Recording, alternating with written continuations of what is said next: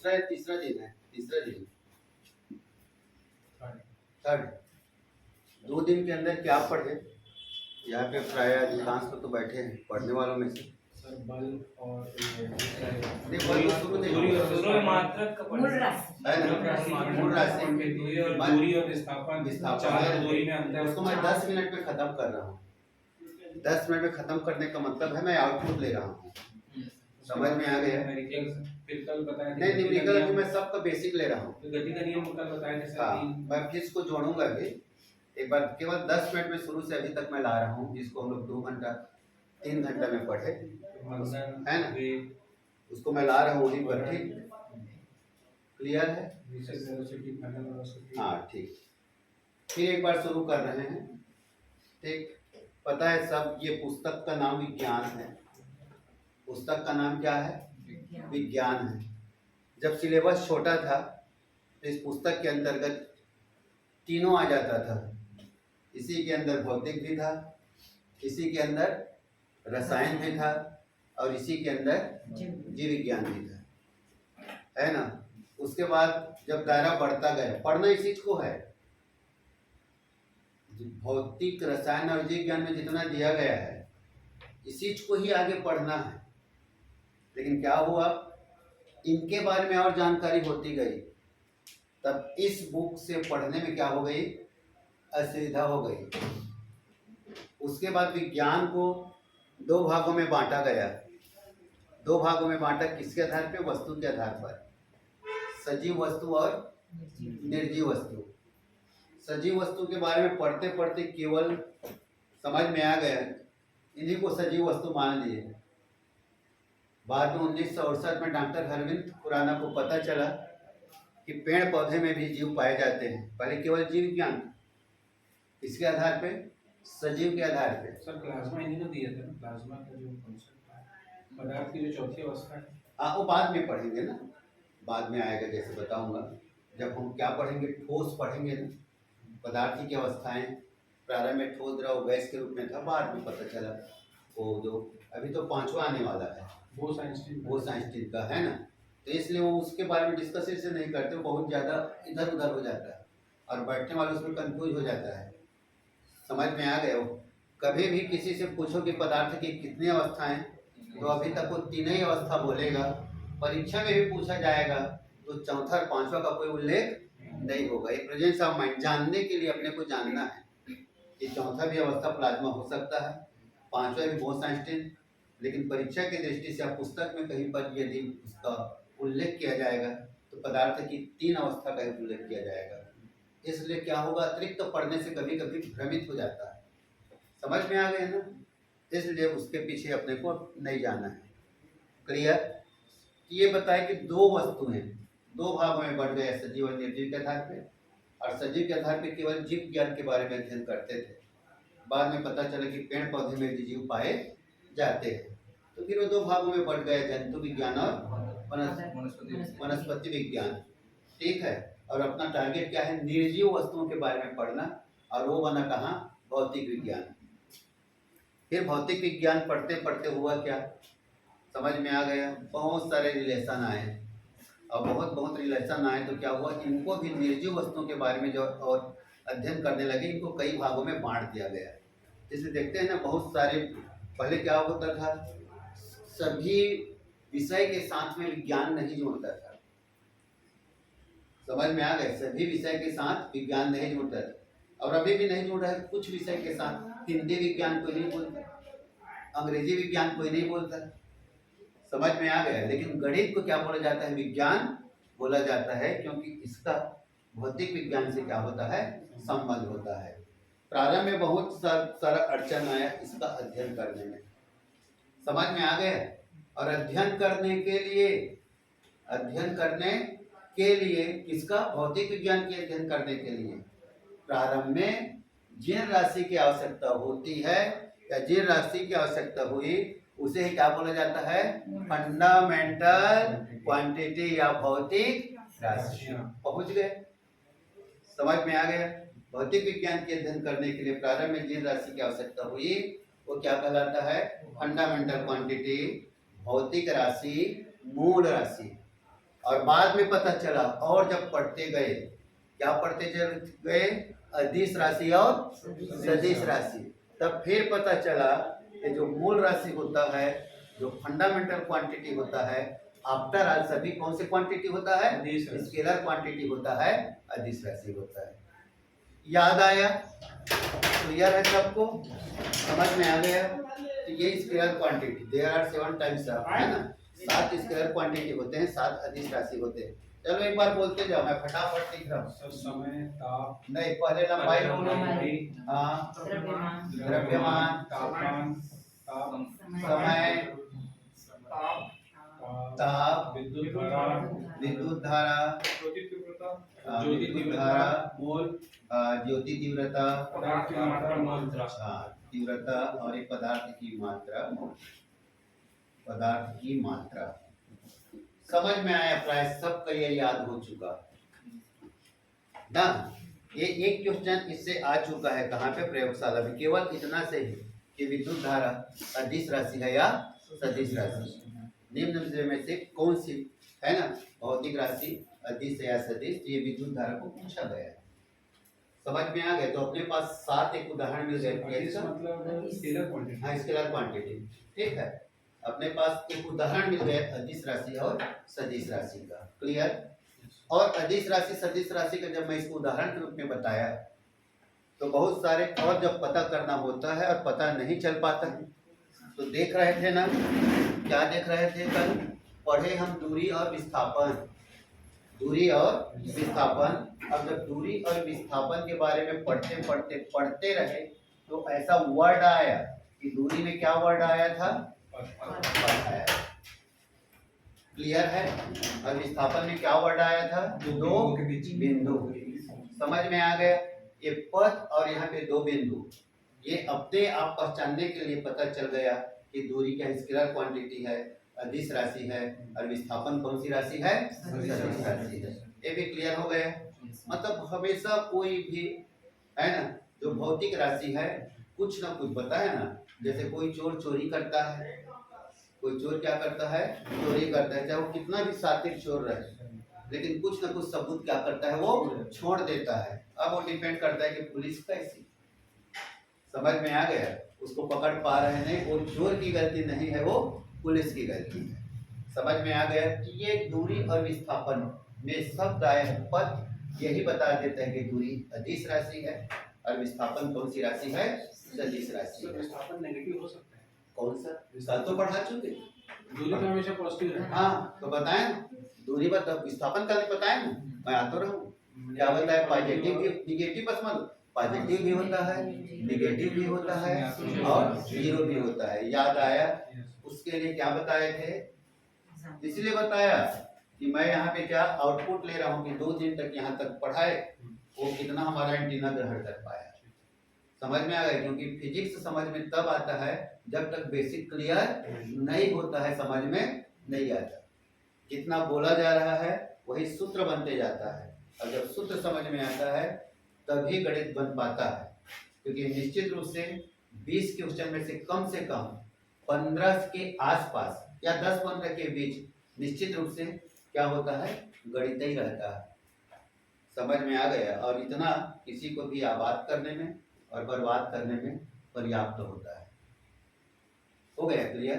तो ये क्या पढ़े, दूरी और विस्थापन। और क्या बताया, याद आया? सदिशों का गुणनफल बताया। सदिशों का गुणनफल 2 प्रकार से होता है, एक कहलाता है डॉट प्रोडक्ट और दूसरा क्या कहलाता है, क्रॉस प्रोडक्ट, है ना। सदिशों का गुणनफल पहला कहलाता है अदिश गुणनफल, अदिश गुणनफल। और इस शब्द से समझ में नहीं आएगा तो डॉट से समझोगे, डॉट प्रोडक्ट, डॉट प्रोडक्ट। समझ में आ गया? 2 सदिश है, सदिश ए डॉट बी, इसका मतलब होता है अदिश गुणनफल, डॉट प्रोडक्ट कहलाता है। क्लियर? और यहाँ पे क्या आया, सदिश ए क्रॉस सदिश बी। क्लियर है? ये कौन सा प्रोडक्ट कहलाता है, क्रॉस प्रोडक्ट। ये अदिश गुणनफल कहलाता है, और ये क्या कहलाता है, सदिश गुणनफल कहलाता है। हो गया? क्लियर है? जब सदिश अदिश गुणनफल होता है तो इसका मान क्या होता है, ए बी cos थीटा होता है, और सदिश गुणनफल होता है तब इसका मान क्या होता है, ए बी sin थीटा होता है। क्लियर है? तो किसी सूत्र में यदि cos थीटा आ रहा है तो भी एक पहचानने का तरीका है, वो कौन सी राशि है, अदिश राशि है। और किसी सूत्र में यदि क्या आ रहा है, sin थीटा आ रहा है, तो उससे भी हम पहचान सकते हैं कौन सी राशि है, वो सदिश राशि है। जैसे बताया था मैं, कार्य बराबर भी एफ डी होता है, कार्य बराबर भी बल गुणित विस्थापन होता है, और बल आघूर्ण बराबर भी बल गुणित विस्थापन होता है। समझ में आ गया? लेकिन ये W बराबर यदि दो सदिश है, W बराबर एफ डी, W बराबर एफ, समझ में आ गया? तब इसका मान क्या होता है, एफ डी cos थीटा होता है, और इसका मान क्या होता है, एफ डी sin थीटा होता है। समझ में आ गया? कार्य बराबर भी बल गुणित विस्थापन होता है, बल आघूर्ण बराबर भी बल गुणित विस्थापन होता है, लेकिन पहचानेंगे कैसे कि कौन सी अदिश राशि है और कौन सी सदिश राशि है। तो क्लियर समझ में आ गया?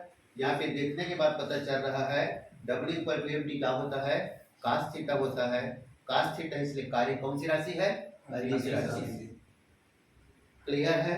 उसी प्रकार यहाँ पे टाई पर क्या है, एफ डी sin थीटा है, और यह sin थीटा है, इसलिए कौन सी राशि है, ये सदिश राशि। हो गए होगा सबको क्लियर, ये पढ़े, ठीक है? तो उसके बाद और क्या पहचानेंगे, और क्या पहचान में आया, अदिश और सदिश को पहचानने का, है ना? तो ये हम दूरी और विस्थापन के बारे में जब पढ़े तो दूरी के बाद हम तुरंत कहाँ पहुंच गए, वेग में, क्या चाल में आए, और विस्थापन कहाँ पहुंच गया, वेग में आए। ठीक है?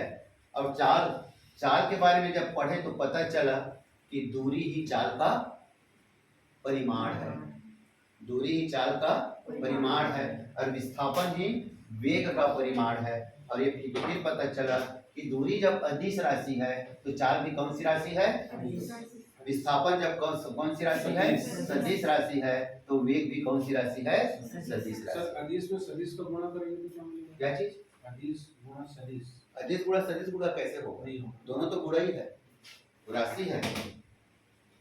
राशि का परिभाषा पता है सबको? नहीं सर। राशि, अभी तक राशि मतलब पैसे ही समझते थे, संख्यात्मक मान को राशि कहते हैं, संख्यात्मक मान को राशि कहते हैं। 5 ये क्या है, राशि है, समझ में आ गया? 5 क्या है, राशि है। लेकिन ये कौन सी राशि है, कैसे पता चलेगा? तो ये इसके लिए क्या करेंगे, सामने में क्या लिखना पड़ेगा, यूनिट, मात्रा। मात्रा किसे कहते हैं, नाम, जिससे क्या होते हैं, वो पहचाने जाते हैं।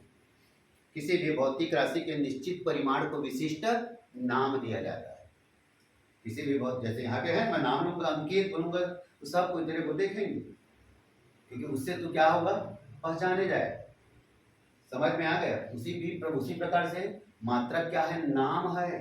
किसी भी भौतिक राशि के निश्चित परिमाण को विशिष्ट नाम दिया जाता है, जिसे क्या कहते हैं, मात्रक कहते हैं। 5 लिखा तो नहीं पहचाने, लेकिन सामने में मैं सेकंड लिया तो पहचान डाले, समय है। सामने क्या लिखा, मैं सेकंड लिखा तो क्या हुआ, पहचान डाले, क्या है वो, समय है। 5 के सामने मैं किलोग्राम लिखा तो समझ में आ गया होगा, 5 है क्या, द्रव्यमान। तो ये क्या है, राशि है। केवल संख्यात्मक मान को राशि कहते हैं, जो केवल परिमाण को व्यक्त करता है। और ये मैं कल बताया कि अदिश राशि में केवल परिमाण होता है, याद आया? अदिश राशि में केवल परिमाण होता है, और सदिश राशि में परिमाण के साथ दिशा होता है। क्या बताया कल? प्लेटफॉर्म में एक रेलगाड़ी खड़ी है जो 15 डिब्बा से मिलकर बना है। समझ में आ गए? वो कौन सी राशि है, अदिश राशि। केवल संख्या पता चल रहा है, लेकिन उसी रेलगाड़ी में जो 15 डिब्बा से मिलकर बना है, क्या लग गए, सामने इंजन लग गया, तो पता चला परिमाण भी चल रहा है, मात्रा 15, और साथ में पता चल रहा है कि रेलगाड़ी कहाँ जाने वाली है। क्लियर हो गया? तो ये अपने आप जैसे जैसे बढ़ते जाओगे ये सब पता चलते जाएगा।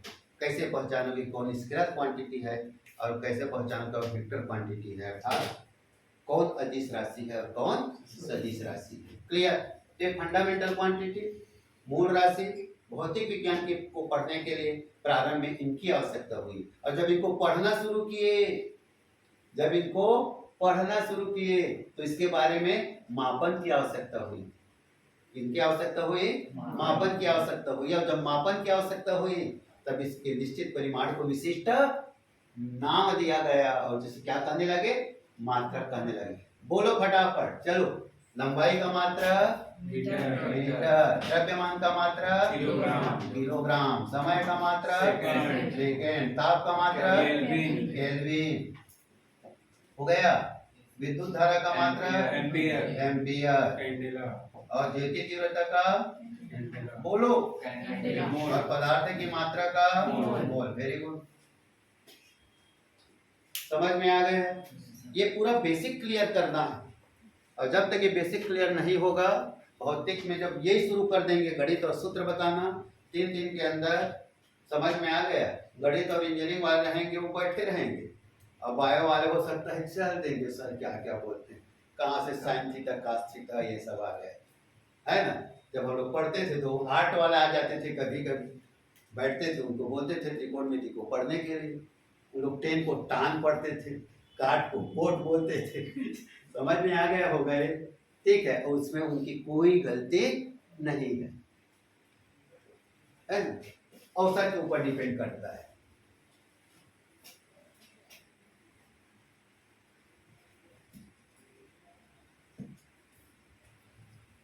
अब इसको मैं डिटेल में नहीं ले जा रहा हूं ना, प्राय यहीं तक पढ़े, इसी को आगे पीछे उल्टा सीधा करके लाए।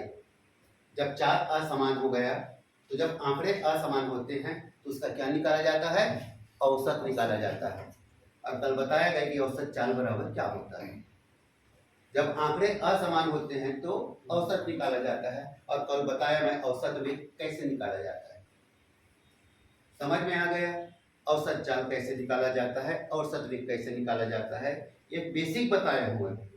अभी बहुत ज्यादा गणित नहीं दिया मैं।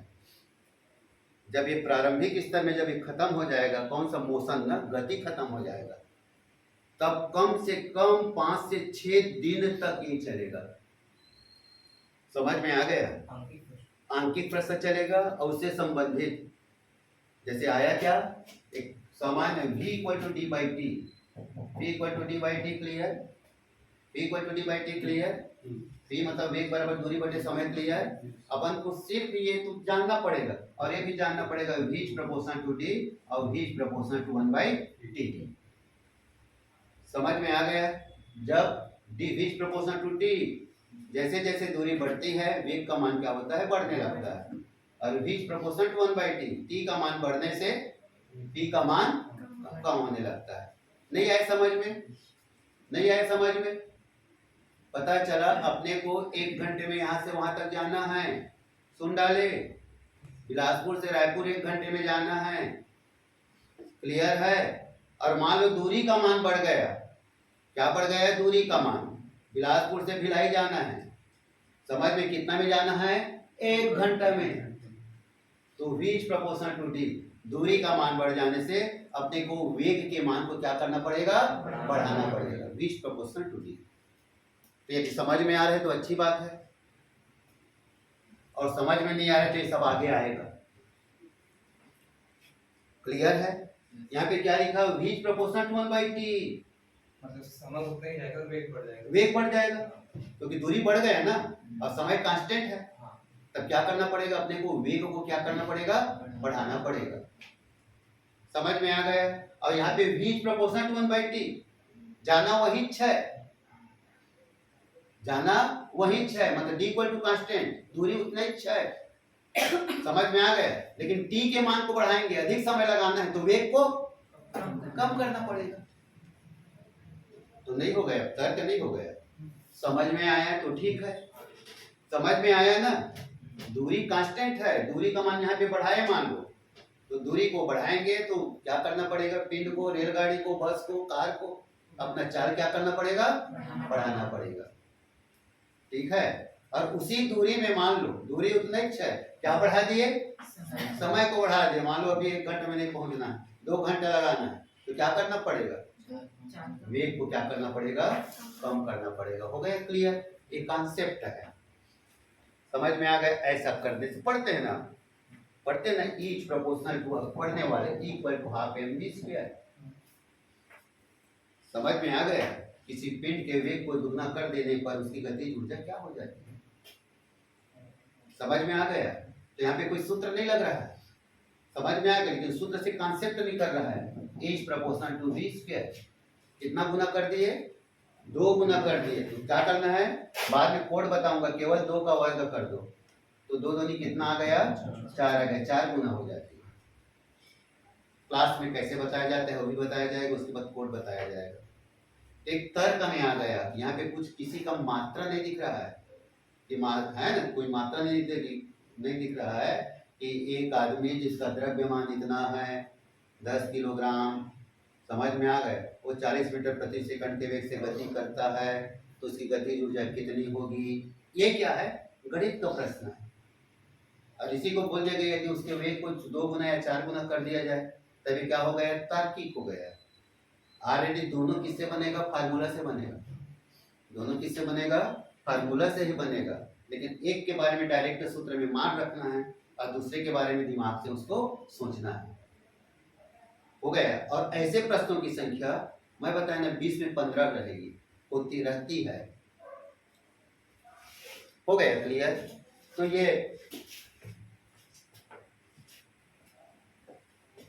ये पढ़ रहे थे, औसत चाल पढ़े कल, औसत भी पढ़े, और जैसा बना रहे थे और जो आउटपुट मिला उसके आधार पे लगभग कल भी ठीक था।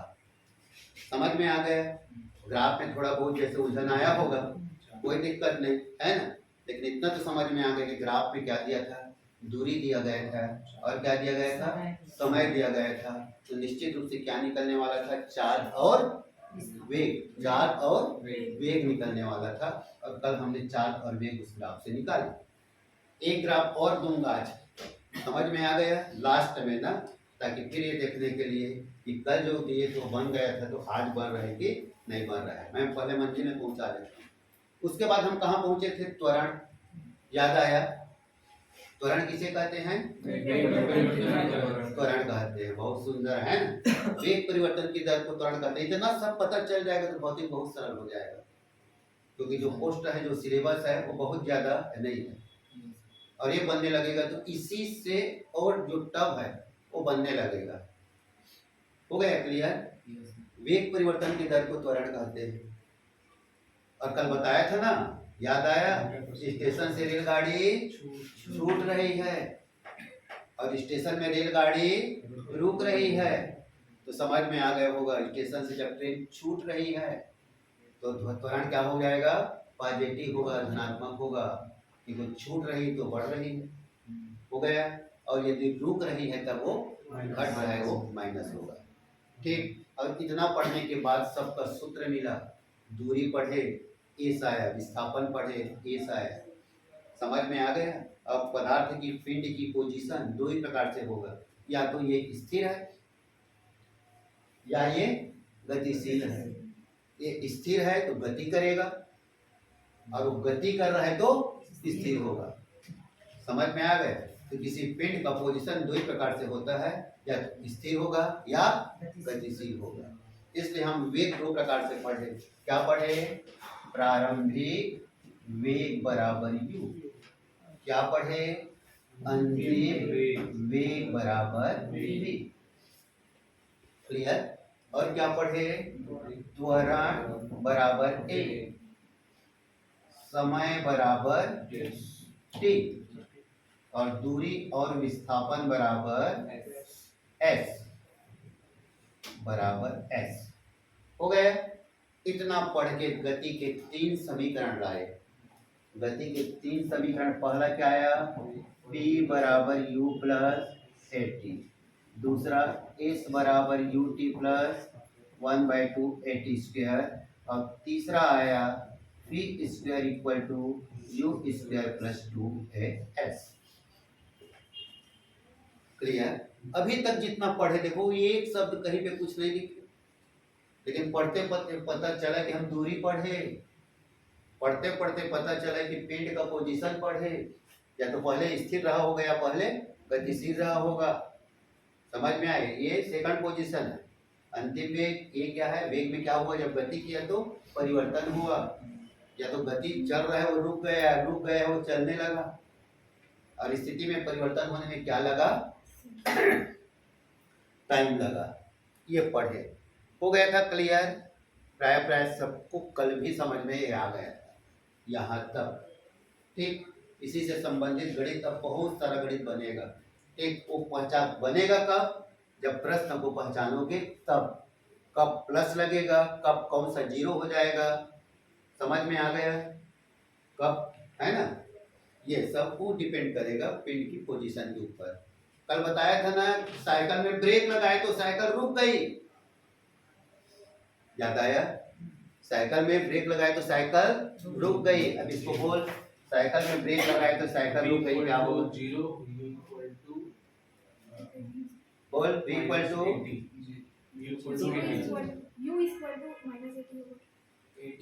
हाँ वो तो ठीक है ना, पहले तो बोले p बराबर जीरो, u है ना -80। वेरी गुड, है ना? क्योंकि ब्रेक लगाए तो साइकिल रुक गई, तो समझ में आ गया कि साइकिल पहले से गतिशील है। और u कौन सा वेग है? प्रारंभिक वेग है। अब ब्रेक लगाए तो रुक गई, मतलब अंत में वेग क्या हो गया? शून्य हो गया। ठीक है, अब ब्रेक लगाए तो साइकिल के वेग में कमी आई, इसलिए यहाँ पे क्या लगा? माइनस लगा 80। क्लियर? u बराबर 80। समझ में आ गया? ये भी आउटपुट मिल गया कि ये भी कल समझ में आ गया है। हो गया? यहाँ तक क्लियर है?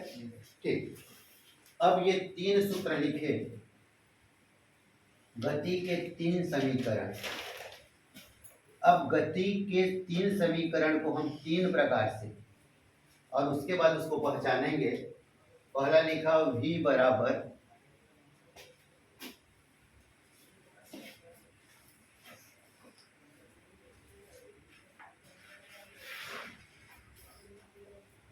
क्या लिखा? v बराबर u प्लस 80। हो गया? फिर क्या लिखा? हो गया? p बराबर u प्लस gt। हो गया? फिर लिखा ओमेगा बराबर ओमेगा 0 प्लस एल्फा टी। ठीक है? ठीक है, समझाऊंगा इसलिए तो लाया हूँ। समझ में आ गया ना, इसीलिए लाया हूँ मैं। क्लियर? फिर लिखा मैं, ये हो गया s equal to U T plus 1/2 80 square. फिर लिखा h equal to U T plus 1/2 G T का स्क्वायर। ठीक है? फिर लिखा S theta equal to omega 0 T plus 1/2 alpha T का स्क्वायर। ठीक है? फिर थर्ड लिखा, क्या लिखा? P square equal to U square plus 2ax। फिर क्या लिखा? फिर क्या हुआ? ये पी स्क्वायर बराबर यू स्क्वायर प्लस 2gh। और फिर क्या लिखा? Omega square equal to omega 0 square plus 2 alpha और ये थीटा।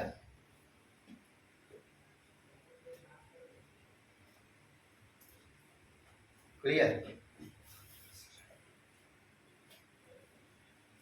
अब थोड़ा सा फिर अटपटा लगा। अब अटपटा काहे लगेगा? थोड़ा सा जुड़ रहा है उसमें, और कहीं से ला के यहाँ पे फिट कर रहे हैं ना, ताकि ये समझ में आ जाए। और इसी को क्लास में जब पढ़ा जाता है तो ये तीसरा पाठ में रहता है ना, ये वाला तीसरा पाठ में, तो ये 8वां पाठ में है, और ये वाला 11वां पाठ में। समझ में आ गया? तो जब ये पढ़ा जाता है और इसका पाली आता है तो ये नया हो जाता है, और जब इसका पाली आता है तो वो भी नया हो जाता है। इसलिए तीनों को समझ में आ गया, तीसरा, 8वां और 11वां, तीनों पाठ को ला के यहाँ पे क्या किया गया? जोड़ दिया गया। समझ में आ गया? तो ये लिख डाले। समझ में आ गया? नहीं आया? मतलब हाँ हाँ, कोई दिक्कत नहीं। हाँ, इसलिए तो बोल रहा हूँ, समझ में आया नहीं आया तब तो समझाऊंगा। ठीक, ये इसमें कोई प्रॉब्लम नहीं है, क्लियर है, ठीक है। इसका डायरेक्शन क्या है समझ में आ गया होगा, एक कोड है, ये कहाँ गति कर रहा है, हॉरिजॉन्टल रेखी गति कर रहा है या पृथ्वी में गति कर रहा है, तब ये पहला समीकरण हो गया। ये दिखाई दे रहा है, ये दोनों ना, दोनों, जरूरी नहीं कि इधर ही जाएगा, समझ में आ गया।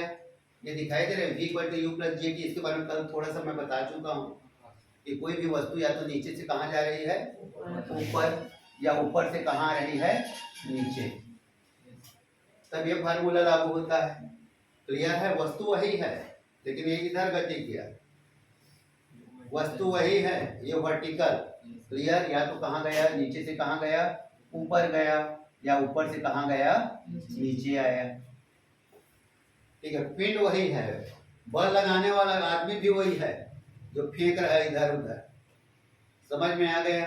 और थर्ड कंडीशन क्या है समझ में आया,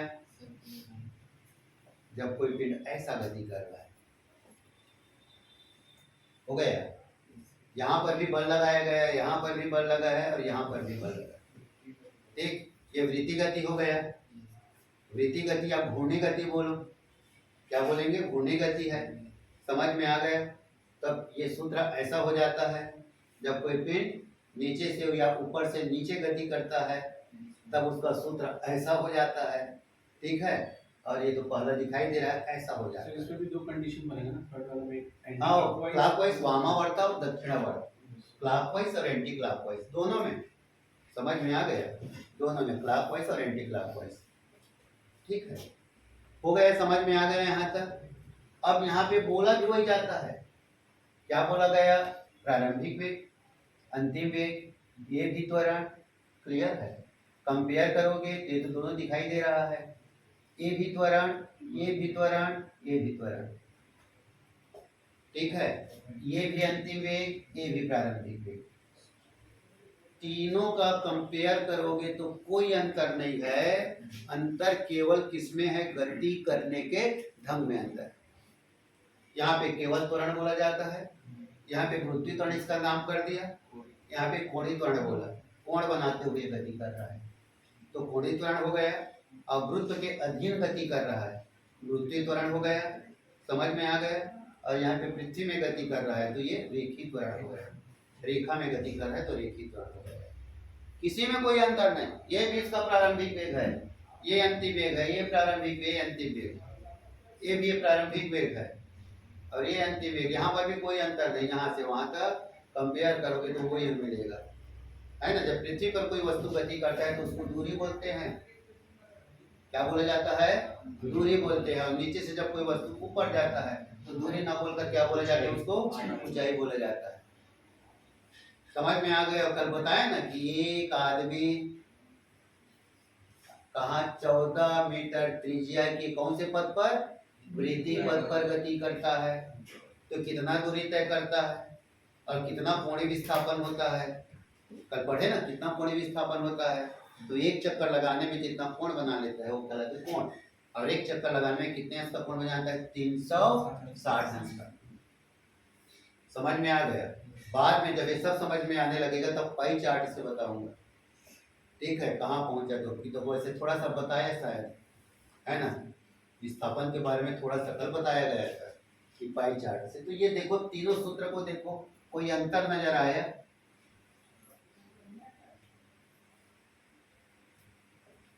समझ में आया। ये कौन सा गति है, घूर्णी गति, एक गुरुत्व के अधीन गति और ये रेखीय गति, और तीनों के सूत्र में कोई अंतर नहीं आया, तीनों के गणित बनाओगे तो कोई अंतर नहीं आएगा, तीनों के कॉन्सेप्ट में कोई अंतर नहीं आएगा। यदि गति का नियम पढ़ोगे ना तो इसका इस करने में कोई अंतर नहीं, सिर्फ यहाँ पे क्या होता है, यदि वस्तु स्थिर है तो स्थिर ही रहेगी और गतिशील है तो गतिशील ही रहेगी। गति का पहला नियम याद है ना, यदि कोई वस्तु स्थिर है तो स्थिर ही रहेगी और गतिशील है तो गतिशील ही रहेगी, जब तक कोई बाह्य बल न लगाया जाए। इसका पहले आएगा तो भी वही बोलेंगे, यदि कोई वस्तु घूर्णी गति कर रही है तो करती रहेगी, या यदि कोई वस्तु स्थिर अवस्था में है तो स्थिर ही रहेगी, और घूर्णी गति कर रही है तो घूर्णी गति करती रहेगी, जब तक उस पर कोई बाह्य बल आघूर्ण न लगाया जाए। समझ में आ गया? टा टा पढ़े, टा equal to F D F. समझ में आ गया? बल आघूर्ण न लगाया जाए।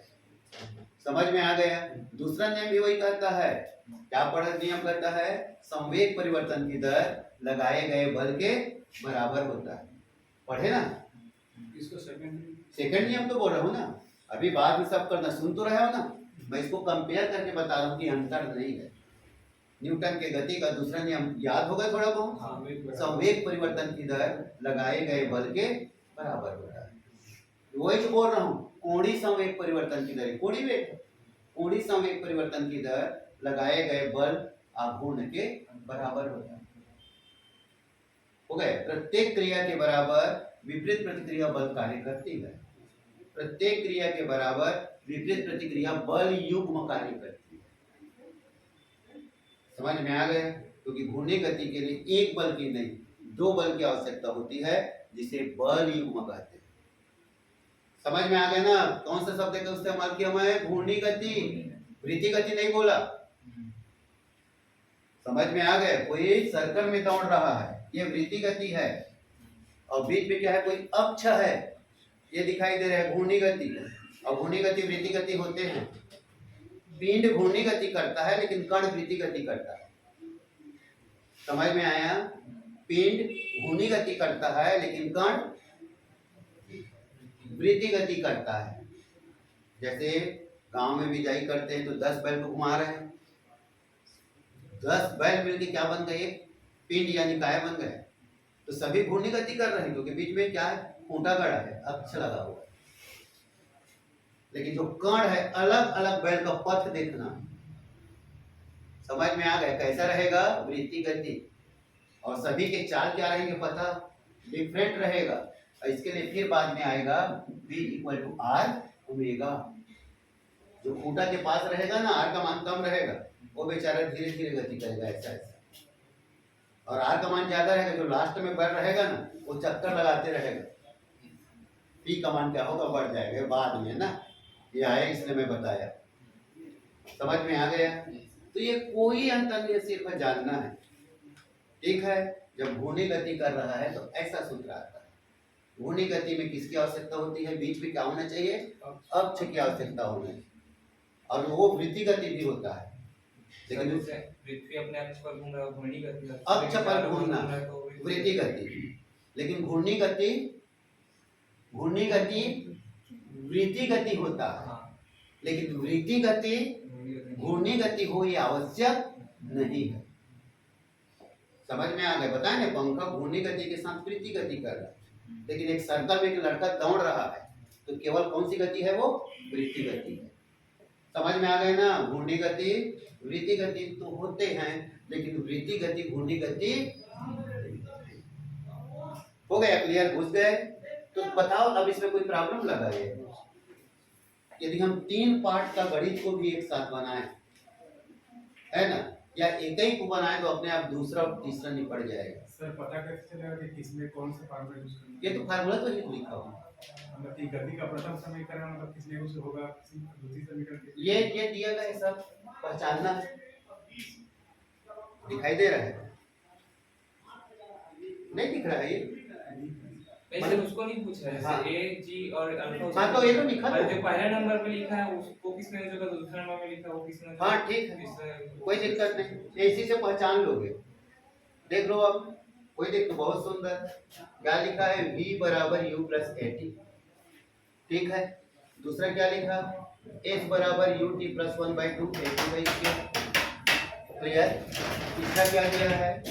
v square equal to u square equal to 2as। Clear? अब क्या दिया? t नहीं दिया गया है। समझ में आ गया? t नहीं दिया गया है, तो दिखाई दे रहा है t यदि नहीं दिया गया है तो ये कैसे बनेगा? ये हो गया ना? या प्रश्न दूं क्या? प्रश्न दे रहा हूं, एक चलेगा? तुरंत प्रश्न लिखो।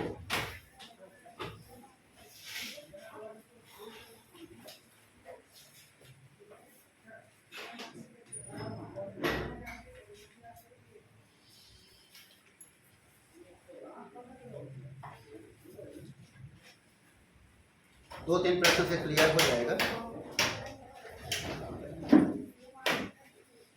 एक पिंड 4 मीटर प्रति सेकंड के वेग से 4 मीटर प्रति सेकंड के वेग से गतिशील है।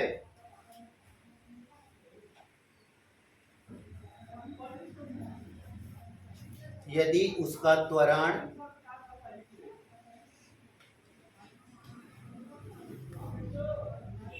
2 मीटर प्रति सेकंड स्क्वायर हो तो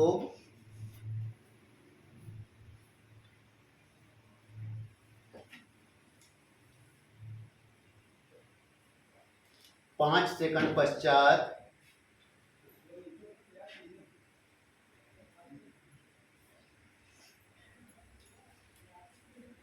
उसका वेग तथा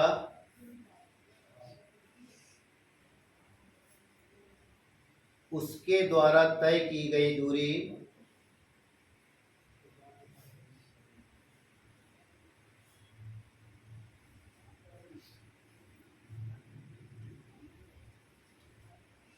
की गणना कीजिए।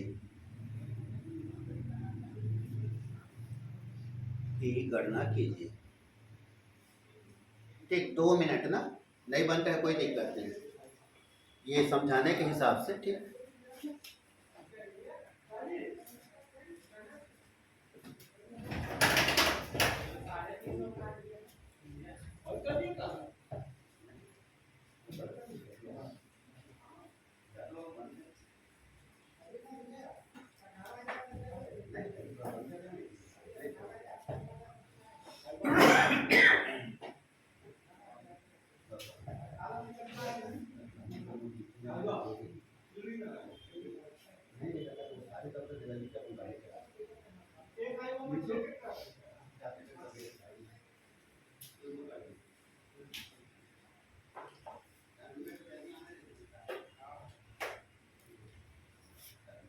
दवाई नहीं का और जाए के काम में करूंगा आपके वो मैं गाड़ी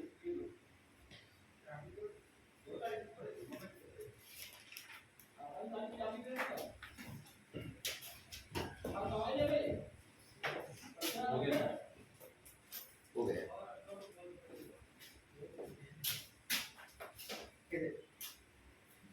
अगर दवाई नहीं कर दे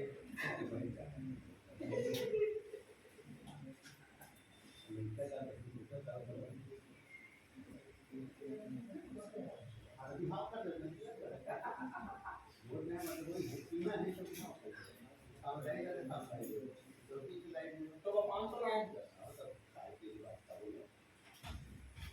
हो गया।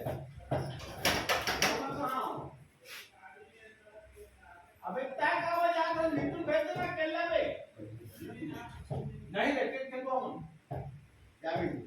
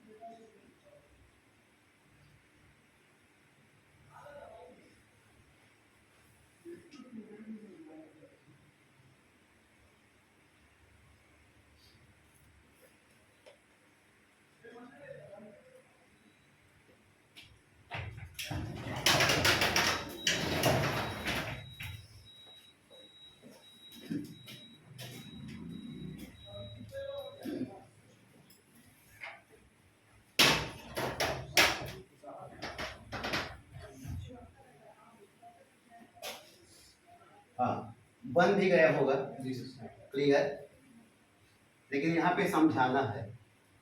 ठीक है, बोलो प्रश्न में क्या लिखा है। मैं पहले क्लास पढ़ा रहा हूँ ना, क्या लिखा है प्रश्न यू में? और ए और टी का मान दिया। नहीं बोल, एक पिंड मैं बताया ना यहाँ पे बताया ना, केवल पढ़ नहीं रहे हो, सबके लिए पढ़ रहे हो, तो जो बोलोगे बाकी लोग सुनेंगे। एक पिन 4 मीटर प्रति सेकंड के वेग से हाँ, गति एक पिन 4 मीटर प्रति सेकंड स्क्वायर। ठीक, यदि त्वरण नहीं दिया है तो भी अपन मात्रक से पहचानेंगे कि एक त्वरण है। 4 मीटर प्रति सेकंड। हाँ वही तो पढ़ना, बोलना। यदि उसका त्वरण 2 मीटर प्रति सेकंड स्क्वायर शुरू से पढ़ना भाई। एक पिन 4 मीटर प्रति सेकंड के वेग से वेग गतिशील से है। 4 मीटर प्रति सेकंड। यदि वेग नहीं दिया है तो भी अपन को मात्रक को देखकर पहचानना है। सुन डाले ना, कई प्रश्न में नहीं दिया है, समझ में आया ना, इसलिए पढ़वा रहा हूँ धीरे धीरे, है ना। एक पेड़ 4 मीटर प्रति सेकंड से गति कर रही है। एक पेड़ 4 मीटर प्रति सेकंड से गति कर रही है। हो गया? हाँ चल बोला। यदि उसका त्वरण ए इक्वल टू 2 मीटर प्रति सेकंड स्क्वायर हो 5 सेकंड टी पश्चात बराबर 5 सेकंड। उसका वेग तथा उसके द्वारा तय की गई दूरी की गणना कीजिए। हाँ, तो v बराबर क्या और s बराबर क्या। अब देखो प्रश्न में जब पढ़ा तो एक बार शुरू में फिर पढ़ पहला लाइन। एक पिंड 4 मीटर प्रति सेकंड के वेग से गतिशील है। गतिशील है मतलब u, पहले से पिंड गतिशील है। आया ना समझ में? 2 बार पढ़ना। अब इसको ध्यान से देखेगा और सूत्र लिखे v बराबर u प्लस ए टी। तो यहाँ पे u भी दिख रहा है, a भी दिख रहा है, t भी दिख रहा है और v निकल जाएगा। इसलिए यहाँ पे v निकालने के लिए पहला सूत्र लगेगा। इसका क्वेश्चन यही है, हम कौन से सूत्र लगाएं, कैसे पहचानेंगे ना। बताना तो अलग था, लेकिन इनका जो क्वेश्चन है उसको मैं बता रहा हूँ कि हम सूत्र में मान कैसे रखें, कि कौन से सूत्र में लगेगा। हो गया क्लियर? तो ये v का मान आ गया, फटाफट बना दिए। ये कितना आया? 4 ना, 2 गुणित कितना आया? 5, 4 2 पंचे 10 बराबर 14 मीटर प्रति सेकंड। ये आया होगा, सबका आया। हाँ, अब बताया उसके बाद चली गई दूरी, है ना, चली गई दूरी s बराबर you T plus 1/2 AT square. फिर ध्यान से देख, यहाँ पे तीसरा सूत्र दिखाई दे रहा है, ये देख, दिखाई दिया? नहीं दिख रहा है? v square equal to square plus 2as। यहाँ पे u भी दिया है, v भी मिल गया, a भी मिल गया, तो इससे भी निकाल सकते हो। क्लियर? और s equal to U T plus 1/2 AT square. यहाँ पे u भी दिख रहा है, t भी दिख रहा है, a भी दिख रहा है, t भी दिख रहा है, इससे भी निकाल सकते हो। समझ में आ गया होगा किससे निकाले? क्लियर? उत्तर में कोई अंतर आने वाला नहीं है। निकालो कि समझ में आ गया? निकल गया ना? और समझ, और क्या पता है? वेग बराबर दूरी बटा समय। समझ में आ गया? वेग बराबर क्या होता है? दूरी बटा। इससे भी हम क्या निकाल सकते हैं? दूरी निकाल सकते हैं। हो गया? क्लियर है सबको? है ना? एक प्रश्न और लिखो, फिर क्लियर हो जाएगा। ठीक है? सर इसमें s की वैल्यू सर वेग बराबर दूरी बटे समय। हाँ वेग तो क्या अब विस्थापन है। चल ठीक है, अभी ले। वही तो उसे नहीं है वही बोल नहीं, अभी दोनों को लेना। इसका प्रश्न को मैं हल करा रहा हूँ दरअसल ना। s equal to U T plus 1/2 इसका क्लियर है? इससे भी निकलेगा, सब आश्वस्त हो कि निकलेगा ना। p square equal to a square plus 2s clear है? ठीक है। यहाँ पे वेग बराबर दूरी बटे समय, इसलिए क्योंकि यहाँ पे 2 वेलोसिटी दिया है, p और u। तो यहाँ इसलिए उसको मैं भी बंद कर रहा हूँ ना, क्योंकि वहाँ पे कंफ्यूज हो जाएंगे कौन सा भी रखे। नहीं है समझ में? क्योंकि वहाँ पे 2 मान दिया है, u का भी मान दिया है और v का भी मान दिया है। समझ में आ गया ना? इसलिए इसमें भी डिस्कस मैं नहीं कर रहा हूँ। क्लियर है? अभी अगला प्रश्न। हाँ कुछ बोल रहा है? हाँ मैं वही बोल रहा था, जैसे इसमें ना हाँ, v की वैल्यू क्या मेरे को है? पता है ये पूछोगे। यहाँ पे हम वेग का मान क्या रखें? 4 रखें या 14 रखें? हाँ इसलिए नहीं आ रहा है। समझ में आ गया ना? तो यहाँ पल्ला इसको मत पालना ना, फिर मैं बाद में उसके बारे में बताऊंगा। क्लियर कि क्या रखते हैं, क्या करना है। ठीक है, आगे देखो। चलो लिखो, एक कार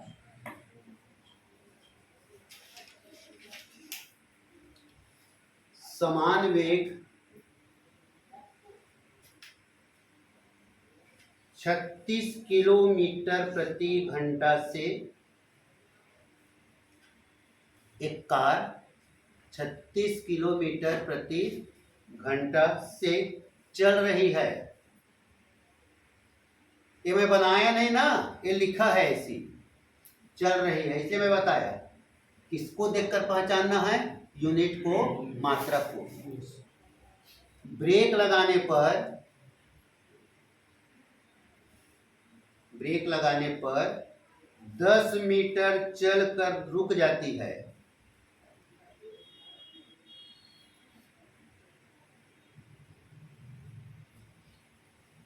हो गया। त्वरण तथा कार को रुकने में लगा समय ज्ञात कीजिए। कार को रुकने में समय ज्ञात कीजिए।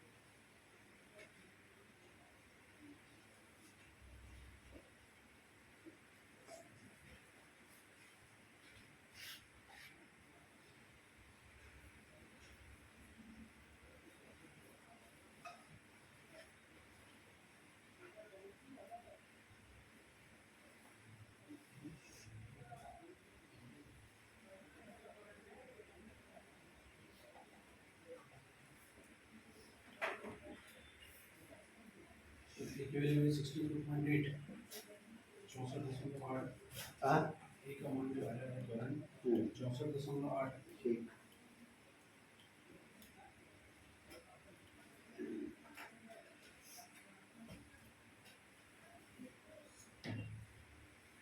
बनने लगेगा तो स्पीड बढ़ाना ना।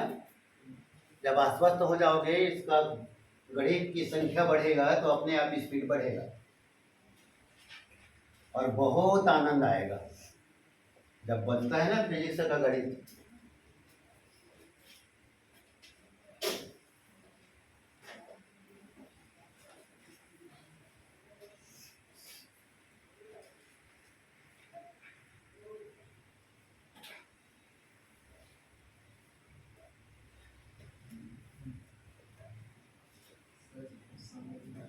हाँ?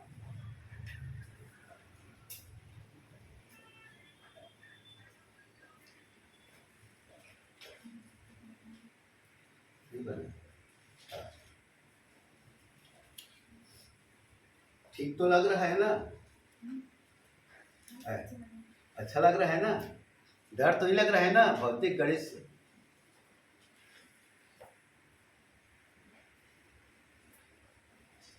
आराम हराम है, पढ़ना ही पड़ेगा।